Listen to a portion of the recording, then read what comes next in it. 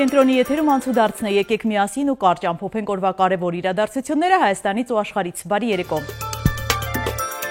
Հայ զինվորականները մայիսի 9-ին Մոսկվայում Կարմիր հրապարակի ռազմական շքերթին չեն մասնակցի։ Ռուսաստանի նախագահի օգնական Յուրի Ուշակովն ասել է, որ ներկա կլինեն զինվորականներ 13 երկրից՝ Ադրբեջանից, Բելարուսից և Կենտրոնական Ասիայի երկրներից։ Նիկոլ Փաշինյանը կմասնակցի Մոսկվայի տոնակատարությանը։ Լրագրողների հետ զրույցում նա հաստատել է, որ գնալու է Մոսկվա։ Պարոն Փաշինյան, մի հարցի չեք պատասխանում։ Պատգամավորների հերթն է։ Մի հարց մեզ էլ չի հասնում։ Մոսկվա գնալու եք, թե չէ, պարոն Փաշինյան, համենը մի հարց Մոսկվա։ Նոր սահմանադրության տեքստը մշակման փուլում է և պատրաստ կլինի 10 ամսվա ընթացքում, խորհրդարանում հայտարարել է Արդարադատության նախարարը։ Սրփույի Գալյանայի վստահեցմամբ տեքստը չընթակցնում, ի վերջո դրան դեմ կամ կողմ ժողովուրդն է քվեարկելու։ Կուլիսների ետևում պահելու որևէ առիթ և հնարավորություն չկա, երբ ինձ հարցեր են ուղղվում, ինչու չեք ասում, ես միշտ ասում եմ, ասելու ենք իհարկե, որովհետև վերջնարդյունքում ժողովուրդն է քվեարկելու կողմ կամ դեմ նոր սահմանադրության ընդունմանը։ Կասվի և բավարար ժամանակահատված իհարկե կտրվի, ժամանակամիջոց կտրվի, որպեսզի ժողովուրդը կարողանա ձևավորել կարծիք, և խոսքը նաև քաղաքացիական հասարակության ներկայացուցիչների մասին է և նաև բնակչության ընդհանուր։ Իմպիչմենտի թեման խորհրդարանում ակտուալ է։ Հայաստան խմբակցության պատգամավոր Աղվան Վարդանյանը բացատրել է, թե ինչու չեն միանալու գործընթացին։ Հայկ Կոնջորյանն էլ վստահեցրել է, որ իրենք Ռոբերտ Քոչարյանից վախեցող չեն։ Ինչը կարող է լինել նպատակը։ Փորձել շանտաժի ենթարկել Հայաստան խմբակցությանը։ Կամ ասեք, իմպիչմենտի են գնում երկրորդ նախագահ Ռոբերտ Քոչարյանի թեկնածությամբ, կամ ընդունեք Ռոբերտ Քոչարյանը ձեր թեկնածուն չէ։ Էդգար Ղազարյանը, Նարեկ Մալյանը պարբերաբար երգում են։ Ռոբերտ Քոչարյանը ռեսուրս չունի, ինձ հետաքրքիր է ումից եմ փոխարել այս միտքը, Ռոբերտ Քոչարյանը Հայաստան դաշինքի ղեկավարը չէ։ Ագնեսը Խամանյանը ասում է, Ռոբերտ Քոչարյանից պատգամավորները ԿՊԱ-կան վախենում են, դրա համար չեն առաջադրում, թե չէ կառաջադրենք։ Վախենում եք Քոչարյանից։ Դե եթե Ռոբերտ Քոչարյանից մենք վախենում էինք, 2021 թվականին Ռոբերտ Քոչարյանը պատգամավորական մանդատ ստացավ, թող գար մի հատ մեզ վախեցներ, բախի չեկավ։ Կարող է Ռոբերտ Քոչարյանը ինքը վախեցավ, որ չեկավ մեր դեմ դիմաց չկանգնես։ Մենք շատ սիրով կուզենայինք, մենք շատ BTS-ը էլ եմ ասում, ինչ պետք է իրան անեինք։ Ինչ պետք է անենք, պետք է խոսայինք, պետք է բանավիճեինք, ուրիշ ինչ-որ բան պետք է անենք։ Բաթո գար։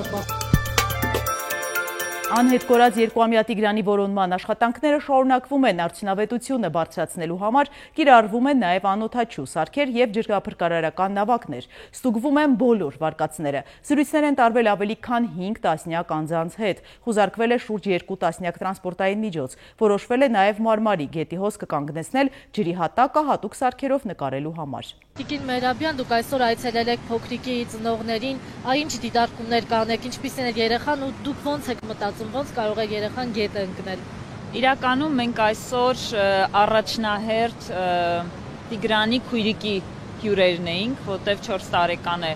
քույրիկը ու շատ մտահոգ էինք երեխայի հոգեվիճակով։ Ծնողների մասին ուղղակի այսպես խոսքերը գտնել դժվար է, թե ինչ վիճակում է ընտանիքը։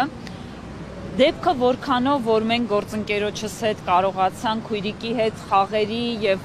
ուղղակի դեպքի վայրում ենք եղել, հա։ Երեխայի տանից դուրս եկանք, շատ երկար, 2 ժամուկես խաղացել ենք, ինքը մեզ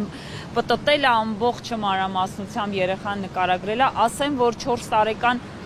երեխան զարգացման այն աստիճանին է, որ չեմ կարող համեմատական խոսքեր գտնել, շատ զգուշ, շատ դաստիարակված, նույնիսկ մեզ էր երեխան ասում, որ մոտ մի գնացեք գետ։ Երևանի Ագաթանկեղոսի 7 շենքի բակում հայտնաբերվել է երիտասարդ աղջկա մարմին, ըստ նախնական տեղեկությունների մահացածը 17-ից 25 տարեկան է։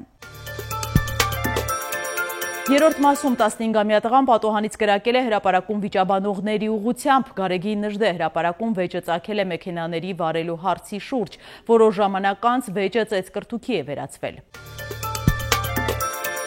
Հնդկաստան-Պակիստան առճակատումը խորացավ։ Հնդկաստանի բանակը հայտարարել է Սինդուր գործողության մեկնարկի մասին, որի թիրախում Պակիստանի ահաբեկչական ենթակառուցվածքներն են։ Օդային հարվածների հետևանքով Պակիստանում զոհվել է 26 մարդ, 46-ը վիրավոր է։ Հակաահաբեկչական գործողությունն իրականացվել է ի պատասխան Քաշմիրում տեղի ունեցած ահաբեկչության, որին զոհ էր գնացել 26 մարդ։ Պակիստանը 48 ժամով փակել է իր օդային տարածքը եւ կործանիչներ նոթ է հանել։ Պակիստանի տվյալով Հնդկաստանի ռազմաօդային ուժերի 5 օդանավ է խոցվել։ Հնդկական կողմը հայտնել է 10 զոհի եւ 48 վիրավորի մասին։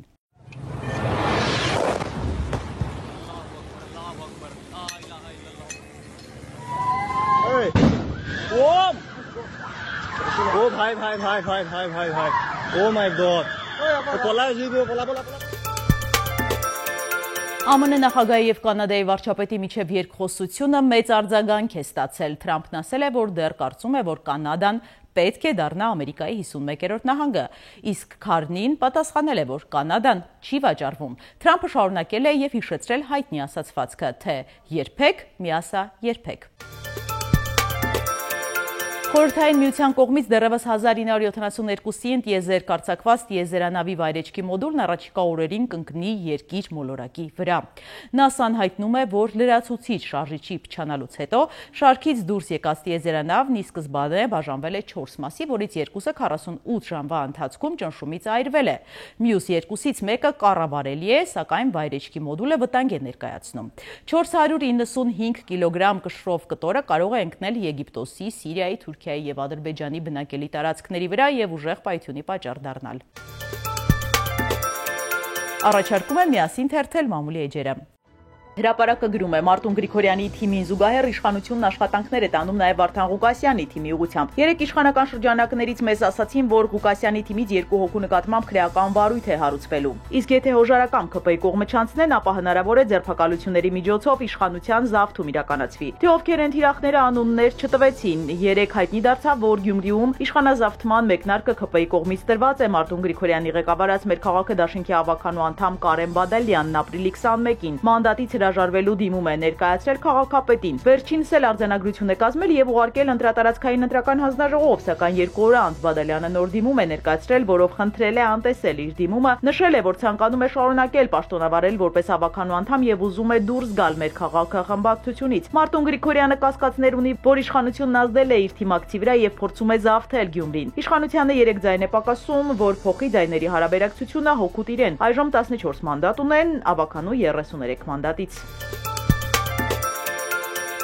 Հրապարակում կարդում ենք պատիվ ունեմ խմբակցության առաջարկած հայրենական մեծ պատերազմի հաղթանակի 80-ամյակի մասին հայտարարության նախագիծը մայիսի 9-ին ընթառաջ զարմանալիորեն չի ընդգրկվել ԱԺ-նիստերի օրակարգում։ Սերժ Սարգսյանի թիմակիցները հայտարարության ընդունման անհրաժեշտությունը հիմնավորում են այսպես. բխում է հայրենական պատերազմում ֆաշիզմի դեմ տարած հաղթանակով եւ դրանով հայ ժողովրդի մեծ մասնակցությամբ։ Նաեւ այս տարի հաղթանակի 80-ամյակն է եւ շատ երկրներում է այն նշվում, բացի այդ 80 տարի առաջ նացիստական Գերմանիան պարտվեց, բայց դժբախտաբար ֆաշիզմի այլատիացության եւ անհանդուրժ դրսևորումներն այսօր էլ գոյություն ունեն։ Կյանքի են կոչվում աշխարհի տարբեր անկյուններում։ Մատնանշում են 2023 թվականի սեպտեմբերին Արցախյան դեպքերը, երբ Ադրբեջանն Արցախի բնիկ հայերի էթնիկ զտումներն իրականացրեց եւ հազարամյակներով այնտեղ ապրող հայ բնակչությանը բռնի տեղահանեց։ Չմոռանանք, որ մայիսի 9-ը նաեւ Շուշի ազատագրման օրն է եւ անկախ այն հանգամանքից, որ Արցախն այսօր գտնվում է ադրբեջանական օկուպացիայի տակ, բայց որպես պատմական փաստ դա հաղթանակի ոգու իր տակ կրող արժեքային համակարգով բնականաբար մեր սերունդներինն է եւ փոխանցվում է սերնդեսերունդ։ Մեզ հետ զրույցում ասաց նախագծի զեկուցող պատիվ ունեմ խմբակցության падգամավոր Տիգրան Աբրահամյանը։ Նույն աղբյուրը գրում է ազգային ժողովում 3 եւ իշխանությունը եւ ընդդիմությունը ծնունդ էին տոնում։ ԿՊ վերնախավը մեծ ընդմիջման ժամին տորթով սալյուտներով Ալեն Սիմոնյանի գլխավորությամբ շտապեց ԱԺ արտաքին կապերի վարչության պետ Տիգրան Սեյրանյանի աշխատասենյակ։ Վերջինս ԱԺ առանցքային պաշտոնյաներից է 2022 թվականից զբաղեցնում է այդ պաշտոնը։ Իսկ դրանից առաջ մի շարք երկրներում Հայաստանի դեսպան է եղել, այդ թվում Ուկրաինայում, Չեխիայում, Սլովակիայում, հիմա գրեթե բոլոր ուղևորությունների ժամանակ ուղեկցում է ազգային ժողովի նախագահին։ Իսկ ընդդիմությունը նշում էր Հայաստան խմբակցության падգամավոր Հույդա ԳՄ ներկայացուցիչ Իշխան Սաղաթելյանի ծննդյան տարեդարձը։ Ժողովուրդը գրում է, լրագրողներին իրենց գործունեության համար հատկացված օթյակից բռնությամբ դուրս հանելու 12/06/24 թվականին գործով մինչ օրս որևէ անձ մեղադրյալի կարգավիճակ չունի։ Քննչական կոմիտեից ժողովուրդ օրաթերթին հայտնեցին, որ քրեական վարույթը նախաքննության փուլում է, կարգավիճակով որևէ անձ չկա գործում։ Նշենք, որ լրագրողներին իրենց գործունեության համար հատկացված օթյակից բռնությամբ դուրս հանելու գործով արդեն 5 լրագրող տուժող են ճանաչվել։ Դոնի Ռոստովի բնակիչները մայիսի 9-ին ընթառաջ ռեկորդ են սահմանել 1418 մարտ այդքան օր է տևել պատերազմը պարել է լեգենդար Կատյուշայի երգի տակ։